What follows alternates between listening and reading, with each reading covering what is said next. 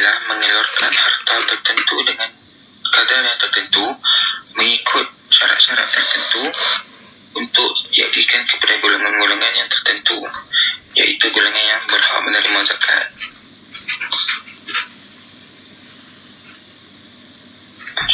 Antara hikmah pensyariatan zakat ialah menanam rasa murah hati dan menghilangkan rasa bakhil dan kerikut di dalam diri. Yang kedua, menguatkan hubungan antara umat Islam. Yang ketiga, memberi jaminan kepada masyarakat Islam supaya terselamat dari kemiskinan. Dan yang keempat, menghilangkan perasaan dengki di kalangan anggota masyarakat.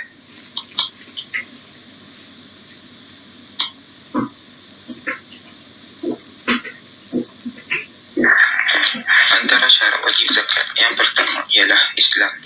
Pemilik harta mestilah seorang yang beragama Islam kerana zakat hanya disyariatkan kepada orang Islam sahaja. Yang kedua, cukup nisab. Sesuatu harta yang dimiliki itu mestilah mencukupi nisab, iaitu kadar minimal dari harta yang wajib dizakatkan.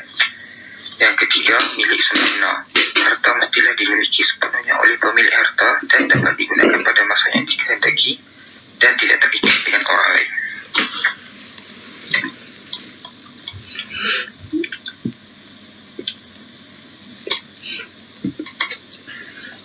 Syarat zakat yang keempat ialah merdeka. Seseorang itu bebas dalam mencari rezeki yang halal dan tidak dihalangi oleh sesiapa. Dan yang kelima ialah cukup haul. Haul bermaksud berlalu tempoh setahun, iaitu 12 bulan dari harta yang dimiliki. Perkiraan haul adalah mengikut kepada tahun hijrah.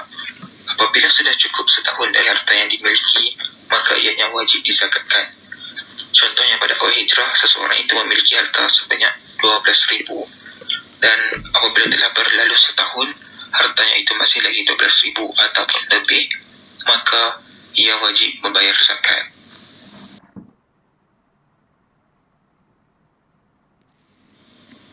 Hukum tidak membayar zakat ada dua jenis.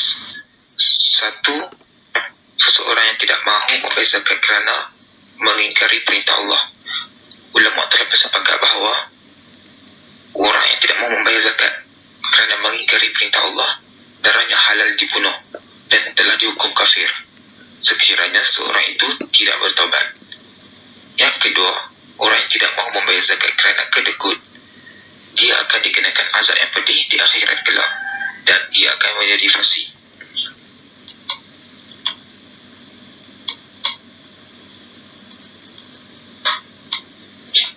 Harta yang dikenakan zakat. Yang pertama ialah zakat pendapatan. Zakat pendapatan ni ialah konsep zakat al-mal al-mustafad. Konsep ini bermaksud zakat ke atas mana-mana harta perolehan dari usaha sendiri. Contohnya gaji, upah, ilham dan lain-lain. Para fuqaha telah mewajibkan zakat ke atas pendapatan dan juga gaji. Ini kerana firman Allah yang bermaksud, wahai orang-orang yang beriman, belanjakanlah pada jalan Allah sebahagian dari hasil usaha kamu yang baik-baik dan sebahagian dari apa yang kami keluarkan dari bumi untuk kamu. Zakat perniagaan. Zakat perniagaan ni zakat yang wajib dikeluarkan daripada hasil perniagaan sama ada melibatkan barangan atau perkhidmatan. Syarat untuk zakat perniagaan yang pertama ialah Muslim. Hasil perniagaan mestilah antara Muslim dan Muslim sahaja. Yang kedua, sempurna milik, iaitu sempurna dari segi pemilikan dan pengurusan. Pemilik berhak menggunakan hasil perniagaan tanpa ada halangan daripada pihak lain pada bila-bila masa. Yang ketiga ialah dimiliki dengan akad dari kedua belah pihak, iaitu penjual dan pembeli. Dan keempat ialah diniatkan ketika akad untuk berniaga dan terusan niat sehingga setahun.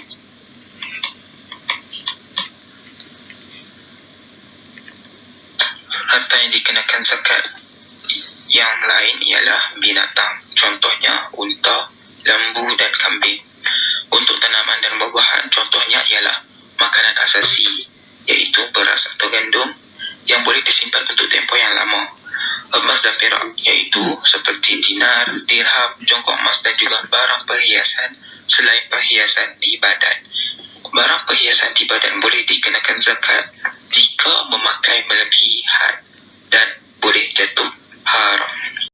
Zakat hutang. Zakat hutang ni asalnya siapa-siapa saja yang ada duit, lepas tu dia bagi pinjam dekat orang lain, jadi dia wajib bayar zakat bila cukup setahun, nisab dan haul.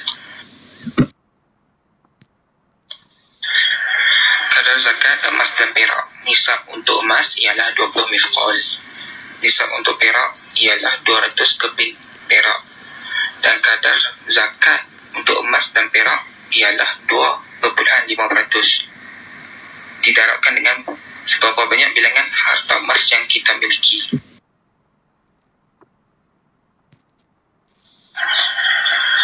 Kadar zakat untuk binatang ternakan. Pertama yang kita kena tahu, ada 3 syarat. Syarat yang pertama sa'imah, iaitu memakan rumput secara bebas. Bermaksud tuan punya binatang dia tidak suka berapa banyak rumput yang perlu dimakan oleh kambing ataupun binatang ternakan yang lain. Yang kedua, binatang tersebut hanyalah dibelak dan tidak digunakan untuk bekerja. Dan yang terakhir, binatang yang baru lahir dikecualikan daripada tempoh setahun pemilikan haul.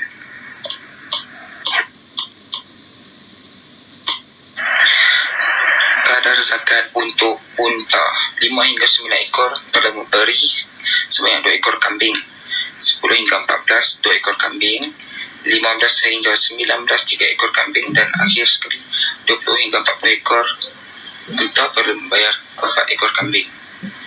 Dan apabila bilangan unta telah mencapai bilangan ke-25 hinggalah 121 dan lebih, kadar zakat yang perlu dibayar adalah mengikut harga bagi seekor unta mengikut bilangannya. Contohnya 25 hingga 35, seekor unta yang genap setahun. 36 hingga 45, seekor unta yang genap 2 tahun. 61 hingga 75 yang genap 4 tahun.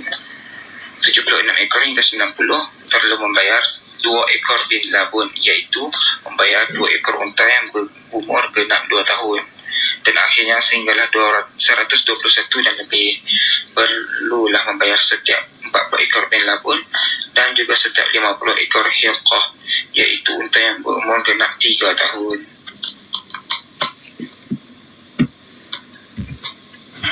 Kadar zakat untuk lembu bagi 30 ekor hingga 39 ekor perlu membayar sebanyak seekor lembu genap setahun, iaitu tabi'ah ataupun tabi'ah.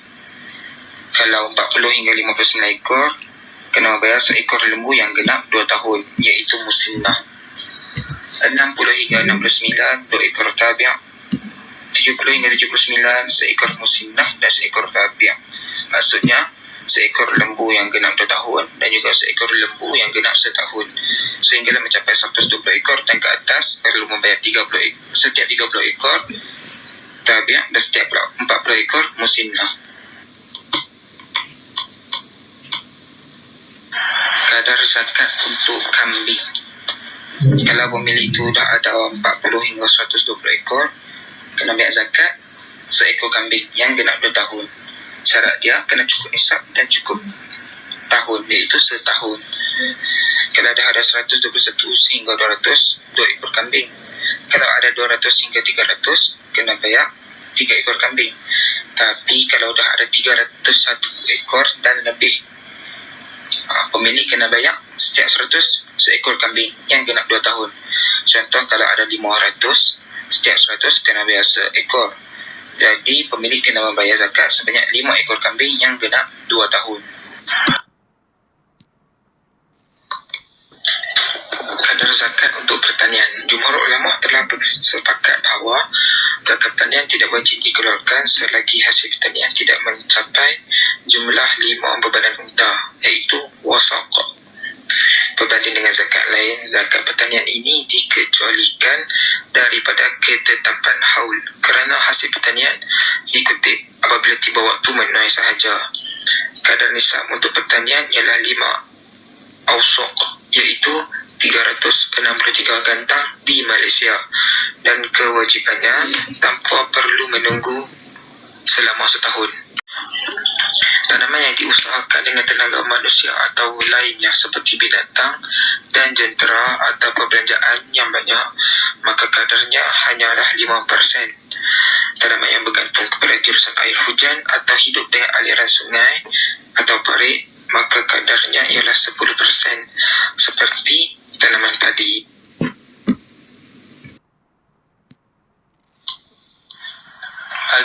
Untuk kadar zakat perniagaan, perlulah cukup setahun dan cukup nisab.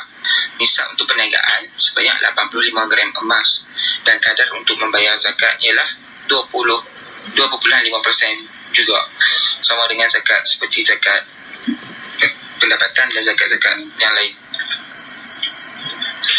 Untuk zakat perniagaan, modal pusingan dan keuntungan perniagaan itulah yang wajib dikeluarkan zakat.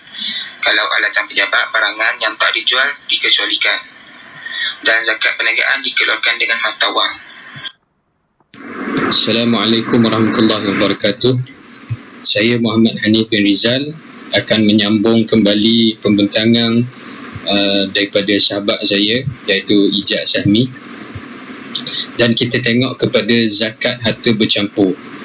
Apakah itu zakat harta bercampur? Zakat harta bercampur adalah dua ataupun lebih harta yang wajib dikeluarkan zakat yang dimiliki oleh dua orang pemilik atau lebih dengan tujuan syarikat, perkongsian ataupun seumpamanya. Daripada takrif ini, kita dapat faham bahawasanya harta yang bercampur adalah sejumlah harta yang dimiliki oleh dua orang pemilik. Maka walaupun dimiliki oleh dua orang pemilik, harta tersebut dianggap seakan-akan dimiliki oleh seorang pemilik. Oleh kerana itu wajib dikeluarkan zakat. Sebagai contohnya, katakanlah ada dua orang mempunyai 40 ekor kambing. Diletakkan di kandang yang sama, dijaga di kandang yang sama, diperah susu di tempat yang sama, makan rumput pun dengan rumput yang sama. Maka 40 ekor kambing itu wajib dikeluarkan zakat. Walaupun hakikatnya ia dimiliki oleh dua orang, kalau ikutkan dua orang secara matematiknya 40 bagi 2 jadi 20-20. Bila 20 kambing tak perlu keluarkan zakat. Tetapi oleh kerana harta tersebut, kambing tersebut bercampur, maka dia wajib dikeluarkan zakat. Zakat harta campuran terdapat dua jenis. Yang pertama, harta yang bercampur dari segi ain ataupun nyata. Yang kedua, harta yang bercampur melalui gabungan semata-mata, tidak dengan nyata. Yang pertama adalah harta tersebut bercampur dari segi ain. Dia memang bercampur, jelas yang campur. Seperti contoh yang saya bagi tadi lah. Dua orang pemilik memiliki 40 ekor kambing yang berada di tempat yang sama, di kandang yang sama. Maka kambing itu kelihatan dari segi ainnya mereka bercampur. Namun bagi jenis yang kedua, jika 40 ekor kambing itu telah disepakati oleh dua orang pemilik untuk diasingkan dengan jumlah tertentu, maka walaupun hakikatnya atas kertas mereka ini bergabung atas dasar syarikat, tetapi oleh kerana kesepakatan dua pemilik untuk memisahkan dua ekor kambing itu, maka ianya diambil iktibar seakan-akan dimiliki oleh seorang. Syarat bagi harta campuran bagi jenis yang pertama sekali, harta tersebut adalah sama dari segi jenisnya, yakni harta yang bercampur tersebut sama, kambing dan kambing bercampur.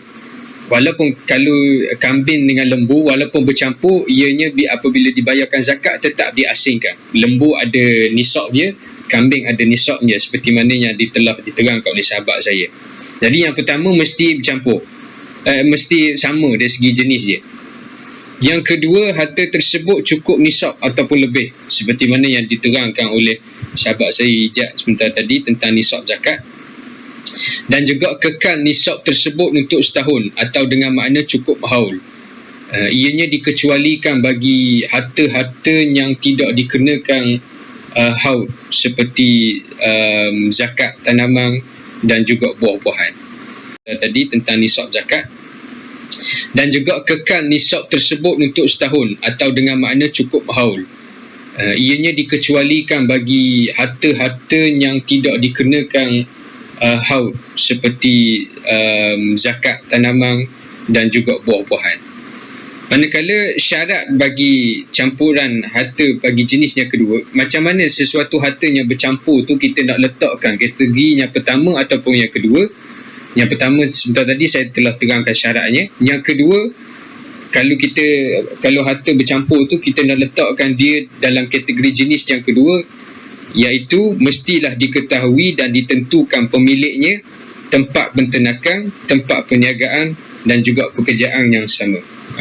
Maka di sini kita dapat faham apabila harta tersebut bercampur dari segi ainnya, yakni dua orang pemilik yang memiliki, katakanlah contohnya dua orang pemilik memiliki 40 ekor kambing, maka dia wajib dikeluarkan zakat. Bahkan haram kalau sengaja diasing-asingkan pada waktu itu semata-mata tidak mahu mengeluarkan zakat. Dan kita juga dapat faham di sini kalau harta tersebut asing, walaupun secara hakikatnya mereka bergabung atas kertas, tetapi bila tibanya waktu zakat, bila tibanya cukup haul, mereka cukup nisab, mereka tidak perlu gabungkan harta tersebut, mereka tetap perlu asingkan. Seterusnya, zakat hutang. Zakat hutang antara harta yang perlu wajib dikeluarkan zakat bila cukup haul dan nisab. Apakah itu zakat hutang? Apabila seseorang pemiutang meminjamkan hartanya kepada orang lain, harta yang dipinjamkan tersebut cukup haul dan nisabnya, maka harta tersebut tetap wajib dikenakan zakat. Dalam kaedah Islam, dalam kaedah fiqh, kita perlu tahu apabila satu orang meminjamkan hartanya kepada orang lain ataupun menghutangkan hartanya kepada orang lain, harta tersebut hakikatnya masih lagi dimiliki oleh pemiutang. Bahkan orang yang meminjamkan harta tersebut ataupun penghutang tersebut masih lagi terikat dengan pemilikan pemilik asal. Maka apabila harta yang diberikan pinjam kepada orang yang meminjam, umpamanya kawan kita pinjam RM100,000, katakanlah RM100,000 itu telah cukup nisab, lebih nisab, katakanlah RM100,000 itu melebihi haul, melebihi setahun, maka harta tersebut tetap wajib dikenakan zakat. Bilakah waktu dikeluarkan zakat hutang? Apabila harta hutang tersebut telah cukup haul dan nisab. Maka bila cukup haul dan nisab, penghutang wajib mengambil harta hutang tersebut untuk mengeluarkan zakat.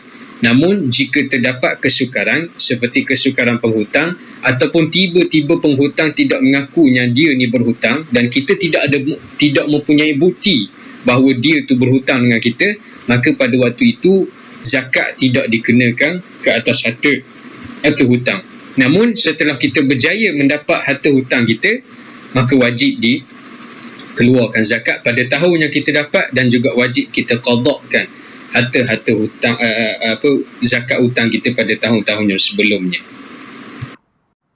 Seterusnya adalah zakat fitrah ataupun di Terengganu kita panggil sebagai zakat terah. Apakah itu zakat fitrah? Zakat fitrah adalah kadar tertentu untuk dikeluarkan zakat ke atas harta-harta tertentu pada waktunya tertentu, yakni pada hari setelah terbenamnya matahari pada hari akhir Ramadan. Hukumnya adalah wajib, manakala mazhab Hanafi mengatakan wajib tetapi tidak fardu. Di dalam usul fiqh mazhab Hanafi terdapat perbezaan di antara wajib dan fardu, manakala majoriti mazhab termasuklah mazhab Syafi'i menyamakan di antara wajib dan fardu. Di dalam mazhab Hanafi terdapat perbezaan di antara wajib dan fardu. Antaranya adalah perbezaan tersebut adalah wajib adalah hukum yang telah disabit oleh dalil yang zonni, manakala fardu adalah hukum yang telah sabit daripada dalil yang qat'i, dalil daripada Quran, dalil daripada hadis mutawatir. Manakala wajib hukum yang disabitkan daripada dalil yang zonni seperti hadis ahad dan sebagainya lah. Namun begitu, kata ulama dalam fuqaha mazhab Hanafi, mereka mengatakan bahawasanya perbezaan ini hanyalah dari segi istilah semata-mata, tetapi mereka semua berijma' bahawasanya sesiapa yang meninggalkan hukum wajib ataupun hukum fardu, maka hukumnya sama, iaitu jatuh kepada fasik. Maka jelas di sini zakat fitrah sepakat ulama' mengatakan wajib, kan? Dalilnya daripada Ibnu Umar radhiyallahu an, sesungguhnya Rasulullah sallallahu alaihi wasallam telah memfardukan zakat fitrah pada bulan Ramadan dengan kadar 1 gantang daripada tamar atau 1 gantang daripada gandum ke atas setiapnya mereka yang merdeka dan hamba, lelaki dan perempuan di kalangan orang-orang Islam. Maka zakat fitrah ini terdapat pengkhususan dari segi jenisnya, jenis harta yang dikeluarkannya, dari segi waktunya dan juga dari segi kadarnya. Syarat wajib zakat fitrah, siapakah yang wajib mengeluarkan zakat fitrah? Yang pertama sekali adalah orang Islam, yang keduanya adalah orang merdeka, dan yang ketiganya adalah mempunyai harta yang melebihi keperluan pada malam dan siang raya. Harta tersebut masih berkekalan dan pemilik harta masih hidup pada akhir Ramadan dan awal Syawal. Mempunyai harta yang melebihi keperluan pada malam dan siang raya. Contohnya, katakanlah kita kos untuk kita sambut Aidilfitri, yakni pada malam raya, sehinggalah kepada terbenamnya matahari pada Syawal yang pertama. Kos untuk kita sambut Aidilfitri tu katakanlah 2,000. Belanja baju raya, samping raya, baju bini, berlala, baju kurung dan sebagainya lah, kuih-kuih raya, lansir raya, sofa raya, katakanlah 2,000. Dan kita ada duit simpanan 5,000, maka kita ada lebih 3,000, maka daripada 3,000 tersebut wajib untuk kita keluarkan zakat ke atasnya, zakat fitrah ke atas. Namun jika waktunya kita nak keluarkan zakat fitrah tersebut, tiba-tiba zakat fitrah kita hancur, dibakar oleh api, dijilat oleh api umpamanya, na'udzubillah min zalik, ataupun kita pemilik harta tersebut mati, maka tidak wajib dikenakan zakat ke atasnya. Dan perlu diingatkan bahawasanya orang yang menanggung nafkah seperti suami yang menanggung nafkah ke atas isteri, anak-anak kecil dan juga ke atas ibu bapa, maka wajib dia mengeluarkan zakat ke atas orang yang ditanggungkan zakat tersebut. Contohnya, orang yang menanggung zakat adalah suami, orang yang menanggung nafkah adalah suami. Orang yang ditanggung nafkah adalah isteri.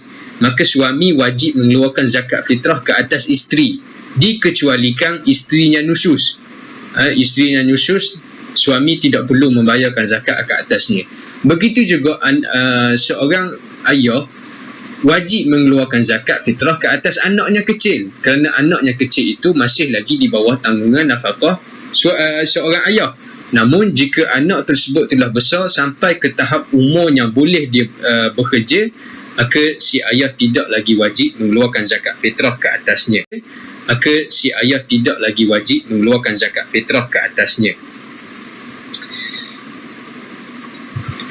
Dan perlu diingatkan bahawasanya orang yang ditanggung nafkah boleh membayarkan zakat fitrah ke atas orang yang menanggung nafkah dengan syarat mendapat kebenaran daripada orang yang menanggung nafkah. Sebagai contohnya, seorang isteri dia nak bayar nafkah, dia nak bayar zakat fitrah ke atas suami dia, sedangkan suami dia yang wajib bayar zakat fitrah ke atas isteri. Tapi katakanlah suatu hari dia dengan baik hatinya, dengan rela hati ingin membayar zakat fitrah ke atas suaminya, hukumnya sah dengan syarat sebelum dia bayar zakat fitrah dia telah mendapat kebenaran daripada suaminya. Bilakah wajib bilakah waktu yang wajib dikeluarkan zakat fitrah? Wajib dikeluarkan zakat fitrah adalah apabila terbenam matahari pada akhir Ramadan. Mazhab Hanafi mengatakan wajib apabila terbit fajar pada hari pertama Syawal. Sunat terbit fajar pada hari pertama Syawal hingga sebelum menunaikan solat Aidilfitri. Katakanlah subuh pada hari Aidilfitri di Terengganu pukul 5.50 pagi. Solat sunat Aidilfitri dimaklumkan ditunaikan pada pukul 9 pagi, walaupun mungkin sekarang kita tidak dapat menunaikan solat sunat Aidilfitri. Tapi katakanlah situasi sedemikian berlaku, maka sepanjang tempoh daripada pukul 5.50 pagi sehinggalah pukul 9 tersebut, itu adalah waktu yang sunat untuk kita membayar zakat fitrah. Dan makruh selepas menunaikan solat Aidilfitri. Selepas tunaikan solat Aidilfitri baru nak bayar zakat fitrah, hukumnya makruh. Dan haram setelah terbenam matahari pada hari pertama Syawal jika tanpa keuzuran. Haram jika dia melarat ataupun sengaja mengakhirkan bayaran zakat fitrah sehingga terbenamnya matahari pada hari pertama Syawal. Tetapi jika terdapat keuzuran, maka dimaafkan pada syarak. Namun walaupun perbuatan tersebut haram, dia tetap wajib mengeluarkan zakat apabila dia teringat. Harus sepanjang bulan Ramadan. Namun begitu, kata Syekh Yusuf Al-Qaradawi dalam kitabnya Fiqhuz Zakah, kata Dr. Zulkifli Al-Bakri dalam kitabnya Irsyadul Fatwa, walaupun asalnya para ulama majoritinya mengatakan bahawasanya harus untuk mengeluarkan zakat sepanjang bulan Ramadan, tetapi untuk zaman sekarang, oleh kerana zakat fitrah ini membantu orang-orang miskin untuk menyambut hari Aidilfitri yang tidak lama lagi akan disambut, maka lebih afdal dibayar pada sepanjang bulan Ramadan. Kerana pada zaman sekarang, kalau kita bayar pagi Aidilfitri itu, kedai semua dah tutup dah, semua orang sambut Aidilfitri. Jadi pada zaman sekarang, menepati maslahah adalah dengan membayar pada sepanjang bulan Ramadan. Tempat dikeluarkan zakat fitrah, majoriti ulama mengatakan bahawasanya zakat fitrah wajib dikeluarkan di tempat yang kita berada ketika waktu wajib dikeluarkan zakat fitrah. Waktu wajib yang saya sebut tadi iaitu setelah terbenamnya matahari pada hari akhir Ramadan, yakni pada malam Syawal. Waktu itu wajib untuk keluarkan zakat fitrah. Maka pada waktu itu tengok kita sedang berada di mana. Adakah kita sedang berada di tempatnya kita kerja, ataupun kita sedang berada di kampung. Kalau kita berada di kampung, maka kita kena bayar zakat fitrah di kampung kita lah. Tapi kalau kita berada di tempatnya kita kerja, maka kita wajib bayar zakat di tempatnya kita kerja. Namun begitu, menurut fatwa ulama mutakhirin, seperti mana yang saya sebut tadi, oleh kerana zakat fitrah afdal dibayar pada sepanjang bulan Ramadan, maka kita bayar zakat fitrah di tempat yang kita kerja. Kadar zakat fitrah, asal kadar zakat fitrah adalah 1 gantang dan nilainya adalah 2.751 kg. Mazhab Hanafi mengatakan 3.8 kg. Ini seperti mana yang disebut oleh Dr. Wabah Zuhaili dalam kitabnya Al-Fiqh Al-Islami wa Adillatuh. Namun begitu, seperti mana yang disebut dalam kitab Al-Fiqh ala Madhahibil Arba'ah, Mazhab Hanafi mengatakan bahawasanya, ini juga disebut dalam kitab Mawsu'atul Madhahibil Arba'ah, lebih afdal memakai mata wang kerana lebih menepati maslahat. Walaupun mazhab Syafi'i asalnya melarangnya, lebih afdal kita membayar zakat fitrah dengan menggunakan wang. Seterusnya kita tengok kepada 8 golongan asnaf zakat, yakni golongan yang layak menerima zakat. Di dalam firman Allah Subhanahu Wa Taala dalam surah At-Taubah ayat yang ke-60, Allah Subhanahu Wa Taala sebut secara jelas tentang 8 golongan yang layak menerima zakat. Yang pertama sekali adalah fakir, yakni orang yang kurang hartanya. Yang kedua adalah orang yang miskin, yakni orang yang kurang juga hartanya. Terdapat perbezaan di antara fakir dan miskin. Antara perbezaan tersebut seperti mana yang disebut oleh ulama-ulama fiqh, antaranya adalah orang yang fakir, orang yang hartanya lebih sedikit berbanding orang yang miskin. Kedua-dua orang fakir dan miskin ni tetap memerlukan harta, tetapi fakir ni lebih memerlukan harta.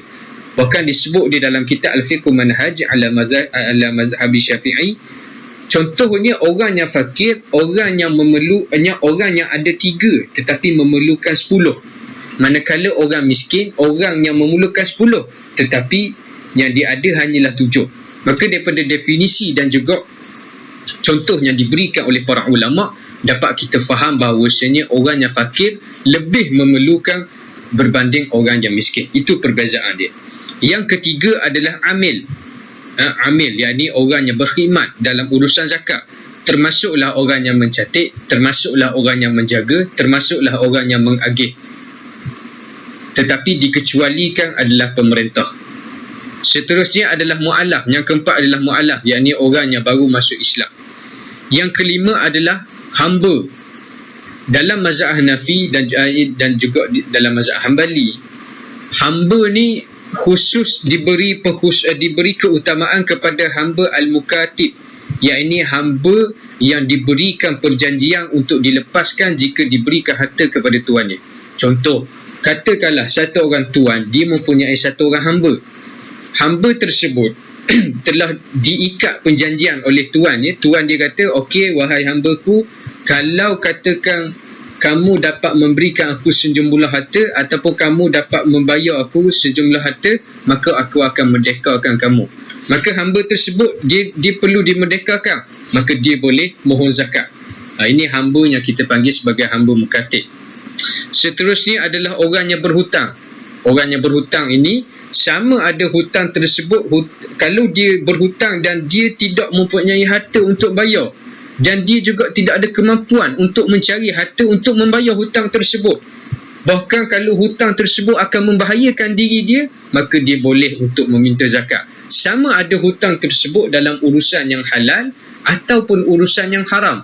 Sebagai contohnya, dulu dia minum arak banyak-banyak, sangat banyak minum arak. Tiba-tiba satu hari dia bertaubat kepada Allah, tapi hutang-hutang arak dia kena tanggung, tapi dia tak ada kerja dah, maka dia boleh minta zakat untuk membayar hutang-hutang arak dengan syarat dia bertaubat daripada minum arak. Bahkan hutang termasuklah hutang bukan sekadar untuk peribadi, tetapi hutang untuk maslahat umum juga termasuk boleh meminta zakat. Seterusnya adalah jihad di jalan Allah. Jihad di jalan Allah. Jihad di jalan Allah juga termasuk dalam golongan yang asnaf, yakni orang yang dikhususkan diutamakan orang yang pergi berperang. Dalam kitab dalam majoriti mazhab mengatakan bahawasanya zakat ke atas orang yang berperang ini diberi keutamaan kepada keperluan peperangan. Katakanlah dalam peperangan memerlukan pedang yang lebih, maka harta yang sepatutnya dikeluarkan zakat terus dibelikan pedang untuk diberikan kepadanya. Tak perlu kita nak bagi bergantang berah ke, tak perlu. Kita jual terus berah kita, beli pedang, beri kepada penjual. Dan yang terakhir adalah beri kepada tentera. Dan yang terakhir adalah musafir yang terkandas dan tidak ada kemampuan untuk pulang.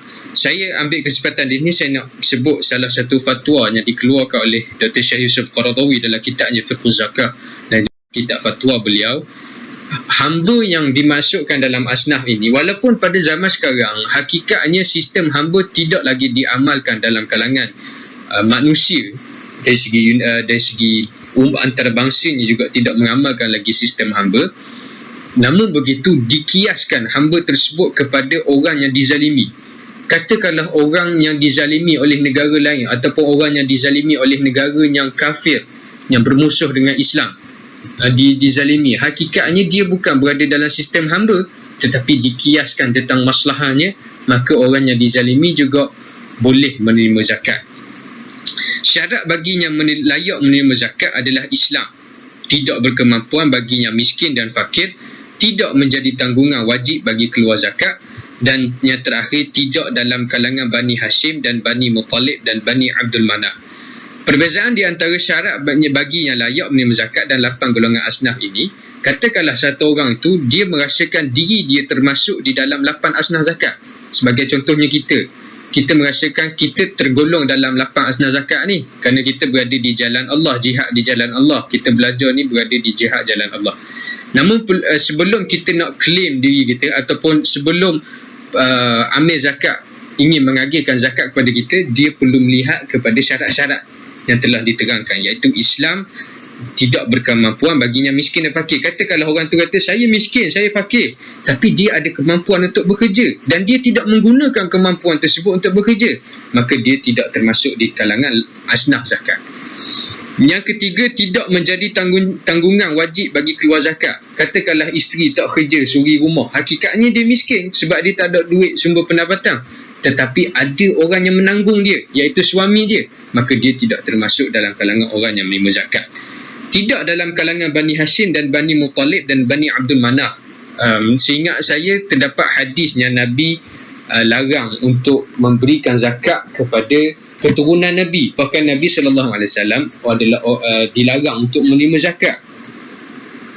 Namun begitu, kata Syekh Yusuf Qaradawi, Oleh kerana pada zaman sekarang kita tidak dapat tentukan secara sahih, secara tepat bahawasanya seseorang itu adalah keturunan Nabi, oleh kerana ada yang tidak dalam kalangan Said pun menggunakan nama Said dan sebagainya. Dan juga pada zaman sekarang ada juga orang-orang yang dalam keturunan Nabi ni yang miskin, maka lebih menepati maslahah tetap diberikan zakat kepada keturunan Nabi dengan syarat dia menepati termasuk dalam golongan asnaf zakat, termasuk dalam asnaf zakat. Bahkan disebut asalnya pada zaman Nabi, walaupun Nabi melarang keturunan Nabi menerima zakat, namun pada zaman Nabi harta peperangan ada peruntukan yang khusus kepada keturunan Nabi. Tapi untuk masa sekarang tidak ada lagi peperangan, maka peruntukan khusus untuk keturunan Nabi itu tak ada dah. Maka boleh untuk memberikan zakat kepada keturunan Nabi SAW. Dan yang terakhir, cara pengagihan zakat. Secara asalnya zakat wajib diagihkan kepada kesemua 8 golongan asnaf jika ia wujud. Namun jika salah satu golongan asnaf yang tidak wujud ataupun lebih, maka hanya diberikan zakat, mengagihkan zakat tersebut kepada golongan yang masih wujud. Tidak disyaratkan bahawa pembahagian sama rata kepada semua asnaf, bahkan dilihat kepada keperluan maslahat kepada sesuatu masyarakat, kepada sesuatu golongan asnaf. Katakanlah pada zaman tersebut negara Islam sedang berperang, maka diberikan keutamaan kepada orang yang berjihad di jalan Allah. Dan bilangan minimal yang perlu diagihkan adalah 3 asnaf. Wallahu a'lam.